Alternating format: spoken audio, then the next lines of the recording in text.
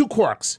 4 quarks. 4 quarks. 8 quarks. 8 quarks. It would that would just runaway. keep going because it would And continually... quarks would take over the universe. That's it. Ooh. Damn. This is StarTalk. Neil deGrasse Tyson, your personal astrophysicist, got with me Chuck. Night, Chuck, baby. Hey, what's happening? When you got your little I got my tablet out. My tablet. That you know what that means? Means it's cosmic query. Cosmic queries. That's Fed right. to you Inquiring minds want to know. Indeed, cosmic queries. It's become one of our most popular formats. Yep. That's great. I think people feel that they have a bit of control over the show. Yeah. Is that why? That's what it is. Yeah. Okay. Otherwise, we just run amok. Right. Okay. So we're here back in my office at the American Museum of Natural History, the Hayden Planetarium, where I serve as a director. That's right. Right here in New York City. Right. All right. And I serve in the cafeteria. Stop. Want fries with that? Yeah, Okay. Exactly. All right. So just go right on in. Okay, let's jump do into it. And it's grab bag. It is a grab bag, Okay. which we used to call Galactic Gumbo. But why don't we call it that anymore? I don't know what happened to Galactic Gumbo. People probably got tired of me going guarantee. Isn't he dead? I don't know. I'm not sure. Paul Prudhomme, right? I don't know if that's his. I don't know his name. All I know is that's he his used to name. be on PBS. He wore suspenders. And He'd he be like, weighed no, He weighed about 600 pounds. Now, I got myself some crawdad here. No, this shit. We're going to add some drawn butter, Every eighth word. Pigeon now, guarantee. He was like the James Brown of cooking shows. Head over those here, gun. That little man, just shoot the guy. Let them win some there. Get him with no guarantee.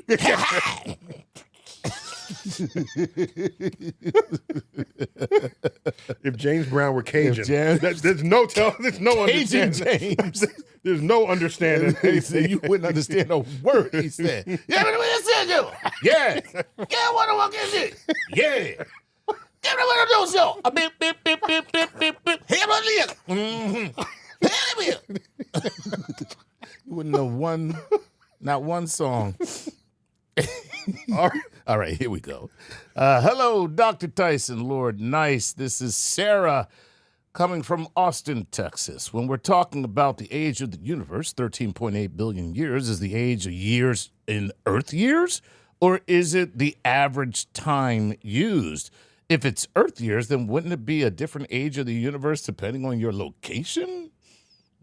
Yeah, it's Earth years. It's Earth years. That's not a unit of time we just all agree to. Right. And that exists as a unit of time right now, with or without the Earth. Right. We've defined it as a length of time measured by an atomic clock. Right. So if Earth got destroyed out of the solar system by some cosmic monster, ooh, that sounds like a good movie. a day and an Earth would still be defined. Okay. Because we no longer rely on the rotation of the Earth. It's not the rotation. And the orbit of the Earth around the sun to reckon our accounting of seconds. It's a standard unit of measurement. Correct. Okay. So, yeah, it's just Earth years. The same as inches and centimeters. Yeah, you know what I mean? pick a unit, You pick a unit, and that's what it is. And So, you will get a bigger number in centimeters than you will in inches. Right. That doesn't mean the distance but is the farther. distance is the same. You're just measuring it in different terms. Correct. So it doesn't make a difference. Correct, yeah. So nothing to lose sleep over that. I like to use hands myself. Oh, you ride horses. That's exactly. That's the distance that I use. So you know how big a hand is? No, I don't. 4 inches. That's a tiny little hand. Who would measure hands like that? No, 4 inches. 4 inches. That's about. I think it's 4 inches. That's like this much of my hand. No, it's the width of your hand. Oh, I didn't know that. Gosh. Now that I did not know. You thought it was like a whole hand? I thought it was a hand. You put a hand and then a hand and a hand. No, it's like sideways. this. Yeah, sideways hands. Okay, well that makes a little. Yeah. I think it's around 4 inches. 4 inches. Okay, there you go. That's how high you measure. The horses used to be measured from head to hoof. You know how many hands high they would stand. I'm glad you didn't know that, because that would give me even more evidence that you did not grow up in the city. I was born in the city. Okay. More we learned about you. Well, when I was in prep school and I played polo, The stables had many horses. I said, who is my co-host? Who is here? this guy? All right. No, My prep school chums. I did go to prep school, but that has nothing to do with my horse affiliation. Your horse ignorance. Yes. Okay, Right. fine. My horse ignorance comes from I used to attend riding camp when I was much younger. Okay, all right. So anyway, but it's been years since I've been on a horse, and the truth is, I think they're disgusting creatures at this point. But they are delicious. Stop. Please do not write. These are jokes. Something interesting about a horse. What's that? Okay, so a human brain is about this big. Okay. You know how big a horse brain is? No. It's about the size of your the fist. size of a fist. Yeah, because And they're a way bigger animal with a much smaller brain. yeah. Well, I don't need them to solve calculus problems. I can't. My thing is like pull this plow. That's what I need you for. Okay. And the horse is just fine with that. That's it. All right. All right, Okay. what else you got? This is Nobody. Hey, Nobody from nowhere, Vermont. Hello, Dr. Tyson. Lord By the way, Nice. there's a character in West Side Story called Anybody. Anybody's. I did not know that. Yes. It's a tomboy called Anybody's. Oh, really? Yes. He wants to be with the gang. Oh. She got dirty face, short hair, wears pants, can fight, but they don't let Sounds rather sexy to me. her. They didn't let her in because She's a girl. she's a girl. Wow. Yeah, back when things were quite binary. I wonder, has gang protocol changed? Like if you're You go to if the High you're Council. like yes. I wonder if they're sitting around all the OGs and the young Gs and just like, have we advanced to the point where we can let girls in here and shoot them as well? Do I? I'm just wondering if anybody's came from nowhere. Oh, okay. So there you go. If anybody came from nowhere. This person's from nowhere. Nowhere. Right? He's from nowhere, Vermont. Nowhere, Vermont. Okay. No. So it says, hello, Dr. Tyson and Lord Nice. Is there any way for a non-physicist to correspond with a physicist about their papers without being a bother? Okay, I think this guy is angling to send you some discovery that he has, or he or she or so they my have email made. is no longer public. Of course. It's no longer public. No It longer. was for a while. For people like Nobody. No. Because of Nobody. I don't want nobody I talking don't want to me. nobody talking to me. Now, if you're somebody, we might be able to talk. Had he been somebody. Had he been somebody from somewhere. from somewhere, he would have got your email right here. But now he's nobody from nowhere. So you get nothing. Sounds like an Abbott and Costello routine. All right. So almost every academic Right. on their university page Right. has their email Right. posted. That's right. Practically everyone. What you want to do if you want to correspond, if probably you have an idea, would you do some homework first? Make sure. Do some homework. Right. Don't go to them and say, I have an idea that Einstein is wrong and that all of you don't know what you're doing. Right. Listen to me. Yes. And there are those out there. Because you spent 2 hours watching a YouTube video. Exactly. And this person spent their life and career studying that one subject. Exactly. Okay? Yes. So just do a little homework. Do a little homework. All right. And what you don't want to do more than anything What? is email Chuck Nice and say, Dr. Tyson is not answering my emails. That you do not want to do. So that's how almost all of them, it's online. Almost all. Right. Right. Yeah. Now, Okay. here's the thing. Correspond without being a bother. Oh, without being bothered. Do your homework and your ask homework. an intelligent question. Okay. And don't tell them that you have a new secret to the universe and they have to listen to you. Otherwise, no, that is not humble. That is rather arrogant. That you, a non-professional, would know something more than the professional. So come to them a little more humbly. I have an idea. Right. It might be correct. I've thought about it in this way. Right. What do you think of it? And don't send them 20 pages. They won't have time for that. Okay? Exactly. And do your homework. Learn, buy some physics books. Yes. Learn Right. some physics. Right. It's like going to a restaurant and just saying, oh, please, may I have a word with the chef? I'm sorry, but what exactly did you season this with? May I suggest in the future? I know. Perhaps some truffle butter would help, sir. No, my favorite reply to that is, people say that you eat a great dish and they ask the person who cooked, what's the secret? Right. So you know what the answer is? No. The secret is 6 years of chef school. There you go. That's a great answer too. Just- 6 years of chef school. You're thinking something tastes good because there's one secret Right. that they put in Yes. that you just learned that secret. Right. You could duplicate what they did. Right. Give, You don't give know them some credit it's for a expertise. catalog of knowledge Give them some credit coupled for with expertise. skill. Yes. Knowledge. And, yes, you need the skill. Skill. Right. Yes. All right. That's that's great. Can you flip a fried egg with one hand while you're stirring something? I can't even flip a fried egg, which is why I eat scrambled eggs. It gets scrambled That's en route. It gets scrambled en route to being flipped, and I'm like, well, we having scrambled eggs now. There you go. I'm not even joking. This is All right, what else you got? This is Mitchell Adkins, and Mitchell says, "Hello, Doctor and Lord." Well, we're getting shorter and shorter, aren't we? This is Mitchell from Cincinnati, Ohio. I heard an old episode of yours where you talked about the spaghettification of particles at a black hole. You said that this continues all the way down until everything is ripped apart, which would make sense. However, quarks are held together with asymptotic freedom, meaning that the strong force holding them together increases the further you pull them apart. Would there theoretically be a point where the gravity ripping quarks apart would balance the strong force of asymptotic freedom and actually end up balancing and creating some kind of equilibrium? Ooh. Actually did a little homework to ask a question, knowing about the weak and the strong force and talking about the asymptotic freedom of quarks and particles. And So this let me tell you something about quarks. This guy is good. You Yeah. might not know. Go ahead. I'll tell you something about quarks. Okay. We've never seen an isolated quark. Oh, They come in pairs. okay. Pairs or more. There you go. Okay. So let's try to create an isolated quark. Okay. Quark. So you go down there and you get a quark pair and they're stuck together.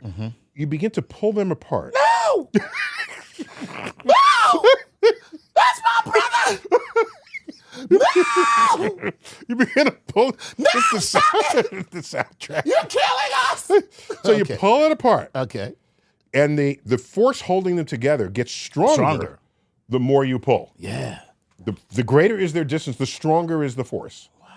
No, it's not that mysterious. Right. Name something every day for which that happens. Magnets?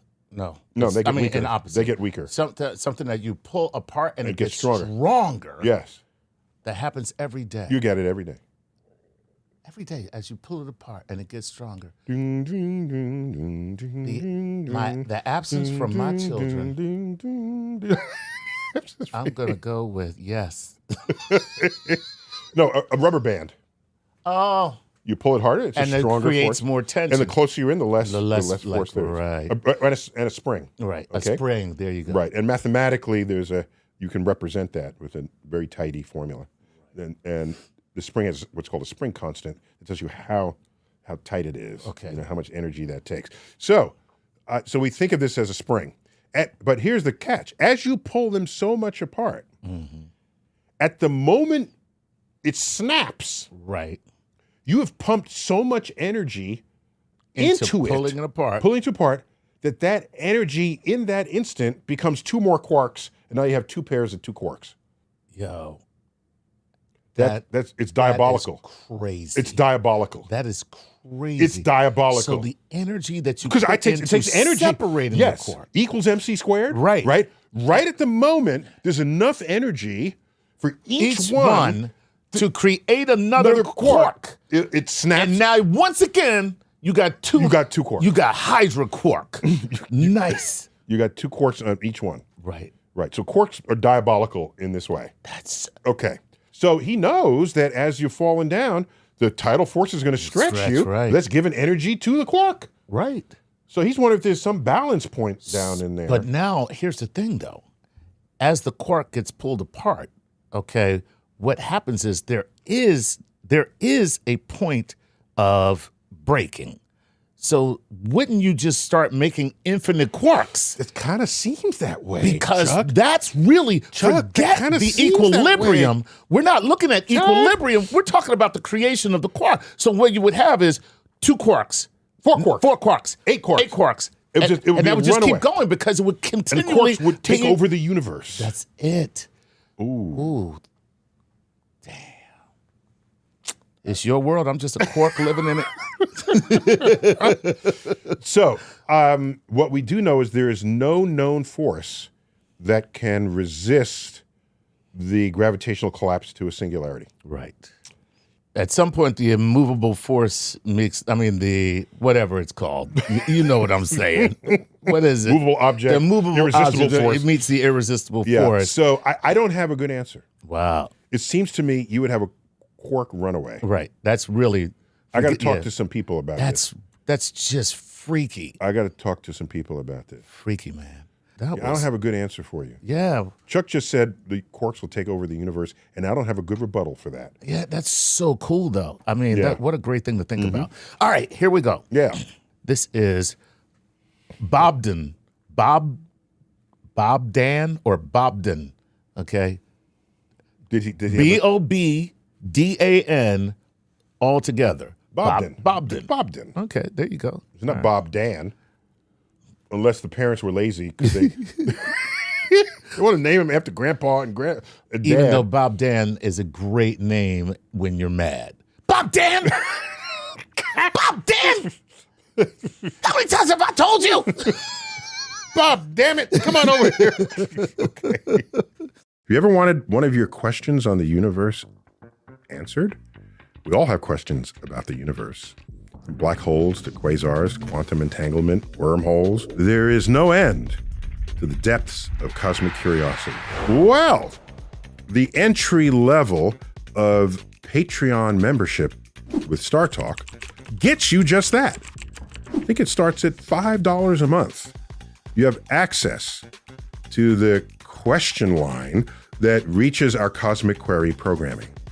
And not only that, we produce a special Cosmic Queries installment just for Patreon members. So if you weren't the director of the Hayden Planetarium, what do you think you would be doing? What? Okay, but this had to be another universe. It wouldn't happen in this universe. Okay. I'd be a songwriter for Broadway musicals. Ooh! So that's the entry level, and the perks ascend from there. There's a level, in fact, where we send you an autographed copy of one of my latest books. Right now, it's Starry Messenger, Cosmic Perspectives on Civilization. And it's signed with my fancy fountain pen with purple ink. So I invite you to just check the link below. And all of that money goes to our ability to experiment with new ways of bringing the universe down to Earth. So thank you for those who have already joined. And we welcome others to participate in this grand adventure of what it is to bring the universe down to Earth. As always, keep looking up. A black hole is matter, energy, and radiation, all compressed down to a point of singularity where space and time cease to exist. On this flip side, a Big Bang is also a point of singularity that explodes matter, energy, and radiation out into a new space-time universe. So why are the origins of Big Bangs and universes still a mystery? It seems logical that the Big Bang births a new universe. Space-times are simply black holes of other universes and space-times. Mystery solved. Right? Yes. There you go. Okay, next question. There we go. Bob Dan. So back on my shelf, I got a book by Stephen Hawking. Is the large-scale structure of space-time. Okay. It's got some title like that. All right. And in it describes the physics and the mathematics inside the black hole. Okay. And as you go through, it basically opens up an entire space-time. So inside a black hole is effectively a whole other universe, which leads us to wonder whether our universe is just inside somebody else's black hole. Somebody else's black hole, correct. Look at that. And we have a horizon that you can't get out of. Right. And there's stuff beyond it, but you can't see it. So there are some strong similarities between thinking of the universe as a black hole and a black hole as a universe. Right. Ooh, that's poetic. It's really, I like it. That's very cool. All right. And this is Colin Brum. Will a photon, from its frame of reference, be able to reach galaxies beyond our event horizon should a photon see time stop for the rest of the universe at the speed of light and therefore not experience, listen, the expansion of the universe along which it is traveling. Damn, people are getting They're going in. Going all in. I'm telling you, bringing up a lot of stuff here. That's a layered question. All right. So we have to be careful here. Right. We will never see the photon exit the universe. That's the whole point of this, what's going on here. The photon will move away, and it gets swept up by the expansion of the universe, and the energy coming back towards us against the expansion of the universe gets diluted until it disappears entirely. Okay. At that point, it's beyond our horizon. We can't see it. All right. As far as the photon is concerned, it's just happily doing its thing. There. Right. It's just, it doesn't even know. It has no idea. No idea. It's just happily being. That's like the famous question with Albert Einstein said, if you're in a car driving the speed of light and you turn on the headlights, what would you see? Right. Okay. Well, you can't go the speed of light. Let's go 99.9999% the speed of light. Right. You do that, you put on your headlights, you see your headlights. You see headlights because that's it. Because it's out in front of you. Relative. It's at the speed of light. It's relative. You don't even know you're going at the speed of light. Exactly. As far as you're concerned, everybody else is passing you by. Exactly. Yeah. Which made the awkward joke I told you when Relativity was published. That was it the New York Times. Somebody made a joke. Hey, Albert, what time does Grand Central Station arrive at the next train? Right. Right. So that's the same thing. That's the same so thing. if you're the photon and you're at the edge, when you're at the edge, that's not your edge. Right. When you're at our edge, it's not your edge. Right. Any more than a ship going to your horizon. That's not that ship's horizon. Exactly. It sees beyond that. Exactly. Okay. Yeah, that makes perfect sense. Right. Right. And it'll, like I said, and a photon will be absorbed in the same instant it was emitted in its own reference frame. I love thinking about it like a ship because that's good. so It works easy great. to envision that Works you know great. that the horizon. And you know the ocean goes beyond your horizon. Exactly. Right. Right. Unless you're a stupid flat earther, in which case you fall off the edge. You big dummy. That's what you are. What you see beyond the horizon is your own ignorance, you stupid ass. Anyway. Chuck, this is a free country. People think whatever the hell they want. This is true. Okay. I don't have an issue with flat earthers. I just don't want them to become head of NASA or something like There's that. Plenty of jobs for them.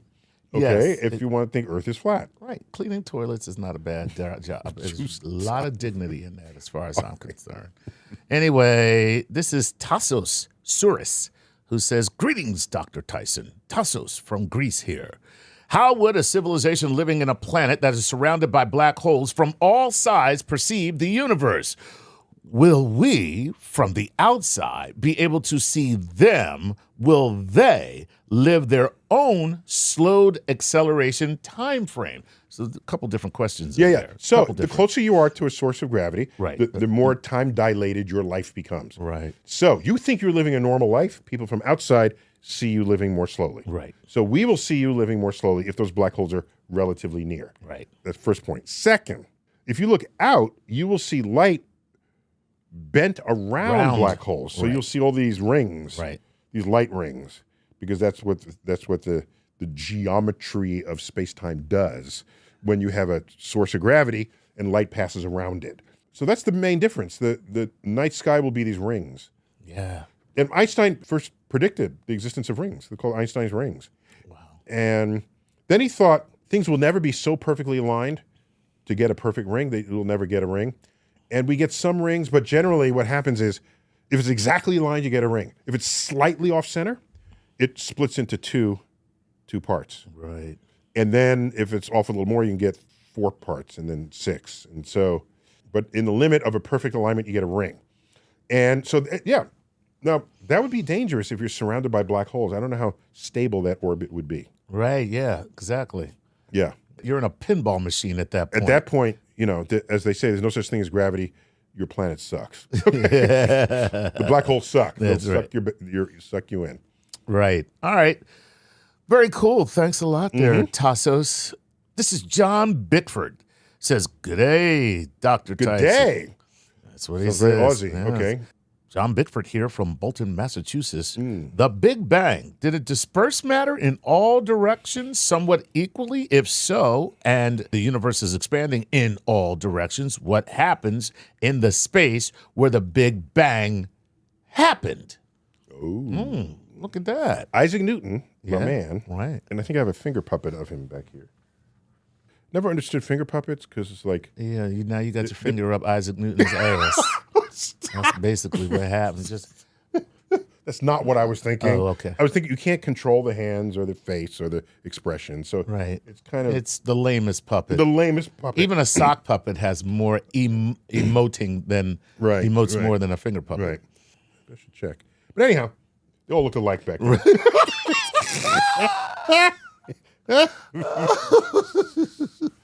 Okay. It's a colonial era. There All the you bricks go, right? look, Yes. they all look colonial. Put a powder wig on them, and who knows the difference, right? Just put your powder wig on and your buckle shoes and get to work. So Isaac Newton argued that the universe must be infinite after he discovered his laws of gravity. Right. Must be infinite.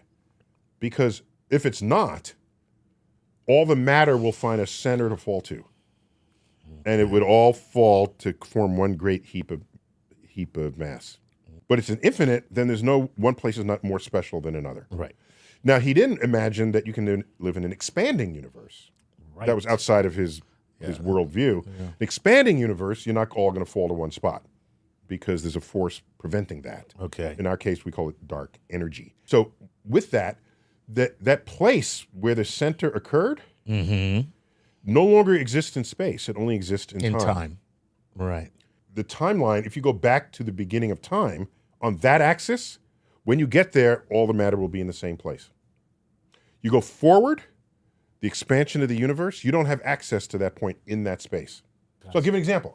So if you have a balloon and you're inflating the balloon, right? You start out, the balloon is like tiny. Yeah. Right? That's the Big Bang. Okay? Right. Or the whole balloon is in one spot right there. Now you start blowing on it, it expands away from that spot. Right. Is that spot on the surface of the balloon? No. It's in the center of the balloon. How do I get to the center of the balloon? Turn back time. And the balloon gets smaller and smaller and smaller. Now you're back at the center. Right. So you'd have to shrink the universe by going backwards in time. Exactly. So the center exists, but not in the space coordinate. It exists in the time coordinate. There you go. Yeah. Really? Deal with it. Yeah. These people are asking really good questions, man. I got to tell you. This is not up his ass. He's got a jacket. He's got a red coat on. I don't know what jackets you wear, but at the hem of my jacket is my rectum.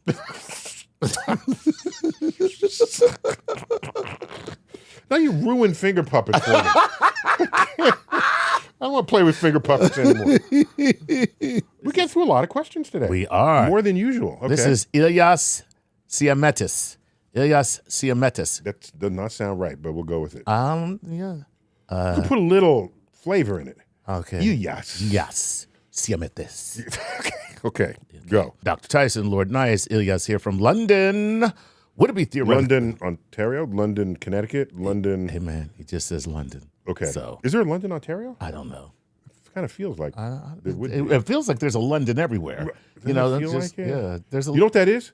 That's lazy ass Brits coming to the new world. Where did we come from? We came from London. Where are we now? London. Why not? No, let's call it New London. New London. There you have it. Hip, hip. All right, so he says, would it be theoretically possible to break the bonds between atoms of something and reconfigure them into something else? Let's say manipulate the billions and billions of carbon atoms in a wooden chair and make a table instead. Strong emphasis on the word theoretically. Yeah, that's not interesting, though. Okay. To turn a wooden chair into a wooden table? Well, you're not really manipulating atoms.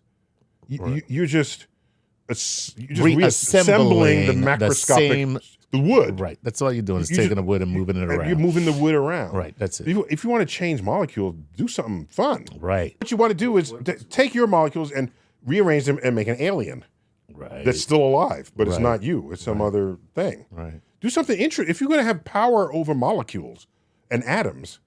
Now, what chemists do is, because we don't have tools to pluck atoms and reattach them, we put them in vats of other chemicals that make that a happen. reaction. Make a reaction. Right. And these are called catalysts. Right. Okay. I want this molecule and I got that molecule, put in a catalyst that makes that. Boom. Okay. And does that natively and naturally. So that's how we're doing that today. Okay. So yeah, do something better than a chair to a table.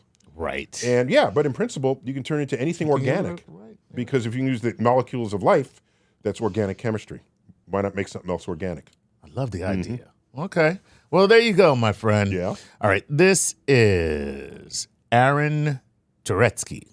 Says, hey, Dr. Tyson, Lord Nice, Aaron here from Staten Island, NYC. All right. He says, my question pertains to the way that we visually display Earth in globes, maps, and elsewhere. Since magnetic poles flip and the Earth's landmass are constantly shifting, is there any scientific reason that we decided Antarctica would be at the bottom or the South Pole? I understand that human civilization happens to exist while a majority of the land is in northern hemisphere, so our maps are northern biased. But what does science have to say? For example, if an alien civilization was to look at the Earth through their telescopes, is there any reason they would know that Battery Park is at the bottom of Manhattan and not the top? Wow. My man got a problem with globes. And plus, he mentioned Battery Park because one way to get to Staten Island is through the Staten Island Ferry, which is in Battery Park. Yes. So that was not a random reference there. Yeah, but who wants to go to Staten Island? Come on, man. So what does science have to say about it? First of all, at the beginning of the film, Happy Feet, where does that take place? At the it's penguins, so there's only one place it can take place. South Pole. Penguins. Antarctica. The camera moves in on the Earth. Right. And of course, North Pole is up and South Pole is down. But this entire movie takes place at the South Pole. Right. So as far as they're concerned, that's where the action is. So you know what this movie does? Instead of going down to the South Pole, the entire frame rotates 180 degrees. Nice. And you go straight on in to Antarctica. Okay. That was a point of view shift. That's pretty cool. You know who did that movie? Happy Feet, George Miller, the same guy who did Mad Max. A little departure from the Mad Max. He's got range. Yeah, he certainly does. So scientifically, we use the right hand rule. Okay. So stick out your right hand. Right. Open palm open. Palm open. Now make curl your fingers. Keep your thumb up. Thumb up. Okay. Any object that's rotating in the universe, if you curl your fingers in the direction it's rotating, your thumb is the North Pole. That's the North Pole. Yes. For any object anywhere. Correct. Okay. If you want your thumb to stick in the direction of the pole, you have to use your left hand. Oh, that's okay. So the right hand rule is right hand. Thumbs up. That's how you know what North Pole is. And if you know what North Pole is, you know what South Pole is. You know where South Pole is. Okay, gotcha. Okay. Yeah, so yes, of course we are north biased, but there is at least consistency with all maps show north. Okay. North up. All right. It's pretty cool. I'm going to tell you the truth. I don't care. But he mentioned the magnetic pole. When I grew up, how old I am, magnetic pole was in the northern territories of Canada. Wow. But it's been shifting. It's been shifting, right? Yeah, because North Pole is a wandering thing. Yeah. And right now it's passing the North Geographic Pole. Okay. It's just closer to that than it's ever been before. And it's headed towards Siberia. There you go. So it's actually where it belongs, where we say it is. Right now, is the North Pole, the Santa Claus Pole. It's near the North Pole. It's near the North Pole. And Putin is going to have control over the North Pole. Well, then say goodbye to the magnetic field, people. Hello, StarTalkiverse. Neil deGrasse Tyson here, your host of the StarTalk podcast. I'm here to announce that we just opened a brand new channel on YouTube called StarTalk Plus. And that's where we're going to bring all kinds of innovative content that doesn't quite fit on our flagship channel, but they will involve experiments in what we create, what your reaction might be to what we create, and it's going to be our skunk works, as it were, to borrow a term from aerospace. So I look forward to sharing all of this new content with you, and check it out if you have a chance. What do you got next? All right, here we go. This is Mile Milkovsky. Speaking of Putin. Okay, Mile says this. Hey, Neil. Hey, Chuck. My name is Mile. I'm from Macedonia, Balkan, Europe, world. I like that. Yeah, okay. That's very cool. He says, we see a lot of matter goes into energy in the universe, but do we see the other way around, energy becoming matter? Yes.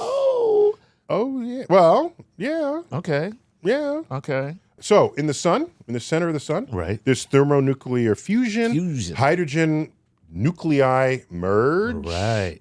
Okay. So, here's what happens. Ready? A hydrogen only has one particle in its nucleus, Right. a proton. So there's just protons there. So you have one proton meets another proton. Hey, how you doing? Okay. What's up? Hey, there you go. How you doing? Right. Okay. How you now, doing? protons have like charge. Right. So like charges do what? They don't like each other. They repel. That's right. So in order for them to get close together, they have to be moving so fast that their speed overcomes their repulsion. And they're so close to each other Right. that a whole new force that's strong has to kick in. Oh. You know what we call that? An arranged wedding. We call it the strong The force. strong force. Yes, Right. it's sensibly titled, the strong force. In that moment, one of those protons becomes a neutron. Oh, It transmutes. So you have a proton and a neutron. I don't need that woke atom in my life. So what? Transitions. Transitioning atoms. Who needs that? Wait a minute. We started with a positive charge. Right. Now there's a neutral charge. What happened to the positive charge? You can't just pocket that. Right. Okay? A particle comes out carrying away that charge. Okay. It's the antimatter version of an electron Whoa. called a positron. Positron. Okay? Now, this is a soup of ionized atoms. And when you're ionized, electrons are flying everywhere. If you're a positron and you're antimatter positron, Right. if you see an electron, that's all she wrote. You Right. annihilate Look at that. instantly, Instantly. creating energy in the center of the sun. Look at that. That's one of many ways the sun is generating energy in the core. Wow. That happens every moment of every day. Two particles of matter coming together and creating pure energy. Look at The that. positron and the electron in the core of the sun. That is amazing. So yeah, but it doesn't happen around the house. No. No. But it would. If you had a son. A sun, S-U-N. Right. Yes. So now watch. Not that lazy guy that's on the couch playing video games all day long. Is that what your son does? That sounded too close to home, Chuck. Chuck, you got with your 17-year-old son. Yeah, exactly. So here's the thing. Light that we use, visible light. Visible light. If you look up how much energy a red light photon has or a blue light photon, just look up how much energy that is. There is no particle that can be made with that much energy because it's not enough. Okay. So light, visible light stays visible light its whole life. Wow. Increase the energy up to beyond ultraviolet Ooh. into X-rays. X-rays. Oh, now ask yourself, what is the energy of an X-ray photon? Mm-hmm. It's about the energy of an electron. Ooh. So you can have a field of X-ray photons with electrons spontaneously being created within it. Oh. Okay? Okay. Now, but you can't just create a particle out of nothing. You also have to have the antiparticle. Right. Okay. So if you create electrons, you're also creating what? The positron. Positron. Right. There you go. And so that's energy And becoming being matter. Matter. Right. Look at that. That's the inverse of that he was asking me about. Yeah, exactly. Yeah. And then they find each other again and they become matter. This soup was going on in the early universe in every cubic centimeter of the universe. Look at that. Matter going back and forth Just- until the universe cooled, Right. where none of the photons left had enough energy to make particles. Oh, Lord, I'm so tired. And we froze out the total number of particles in the universe in that moment. Look at that. No longer could you make more particles. That's it. That's it. That's great. This is like the first 3 minutes of the Big Bang. Wow. That's so, oh man. Yeah. 3 minutes. That's the first 3 minutes. Look Yeah. at that. That's amazing. So in my book, Astrophysics for People in a Hurry, the first chapter, it was something like In the Beginning or something, or it begins with that. Right. And I take you through those details. The conversion of matter, energy, and which cools down, all that's happened. That's very, very aggressive, the title In the Beginning. Saying that association is... Well, where else am I going to begin the story but in the beginning? This is true. You know, I'm just saying that those words kind of bring to mind something else. That's an old joke from elementary school. What's that? How do you know God was a baseball player? Loved baseball? I've never heard of Because this. he began it in the big inning. That's a rough one, man. It's Even God is just like, let me handle the humor. the humor. He's like, stick to prayer. Humor's my thing. Okay. Okay. Sit this one out. Yeah. All right. Let's go with Andrew Coffey. And Andrew Coffey says, "Good day, Dr. Tyson and Lord Nice. Wishing you a wonderful wisdom from a few fine fellows. Andy C. here from Vancouver, British Columbia. All right. I've always that wondered. Would be Canada. That's Yes. right. I've always wondered, how did we first calculate the speed of light in a vacuum? And how do we know it's a constant?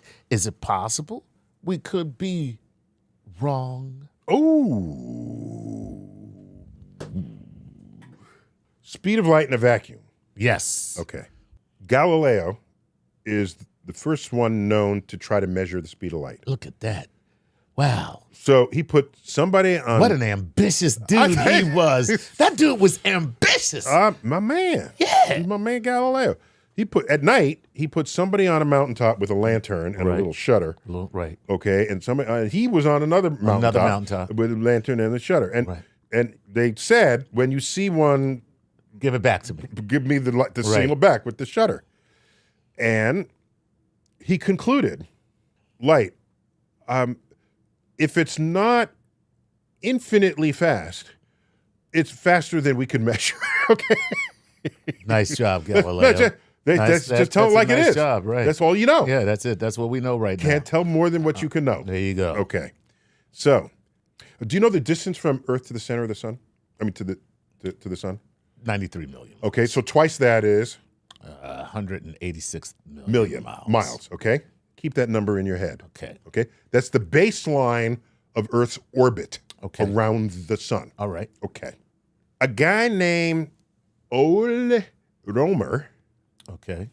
Ole Romer. He's got one of those umlauts with the O-E. Okay? They just called him Old Rome back in the day. Old Rome. Hey, what's up, Old Rome? We can't pronounce your name. We just call you Old Rome. Old Rome. No. Ole Romer. Okay. At the time he did this, we knew that the Newtonian gravity not only described the moon around Earth, Earth around the sun, it described Jupiter's moons around Jupiter. Okay. So you didn't have to be the sun to be the center of gravity for a system. It worked for Jupiter too. So this was a testament to the universality of Newton's laws. Because if it just works for the Earth and Moon, maybe it's just Earth and Moon. Right. You don't know that it works everywhere else. It works everywhere else. Okay. All right. So you calculate when the moons pass in front of and behind Jupiter. Okay. What he found was that when Earth was closest to Jupiter, the eclipses occurred 1,000 seconds sooner than when Earth was on the opposite side of the sun from Jupiter. Okay. He said either Newton's laws are wrong, or we had to wait for the light to cross the entire orbit of the Earth to get to you. Because on the backside of Earth, it was 1,000-second delay compared to the front of your orbit. Right. So, what's the formula for speed? Distance divided by time. Time. What's the distance? 186 million miles. What's the time? 1,000 seconds. What is the speed of light? Very fast. Very, very fast. Take those two numbers, you divide them, 186,000 miles per second. Now, we didn't have the diameter of the Earth. The guy had the wrong number for that. It was the most accurate estimate of the speed of light yet to be made. Just the delay in the eclipses of Jupiter's orbits. Right.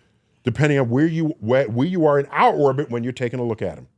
And the numbers turn out all nice and even, right? 186 million miles, 1,000 seconds, everything was clean and easy. Right. Okay. Now we're sophisticated. We can measure it in a laboratory. We can do what Galileo attempted to do. Sure enough, we get the same number. Look at that. Okay. Every time we've ever measured the speed of light, we get exactly the same number. At all times. At all times. Correct. And we look in other parts of the universe where we see phenomenon happening. Speed of light's the same. Right on up to the edge of the universe.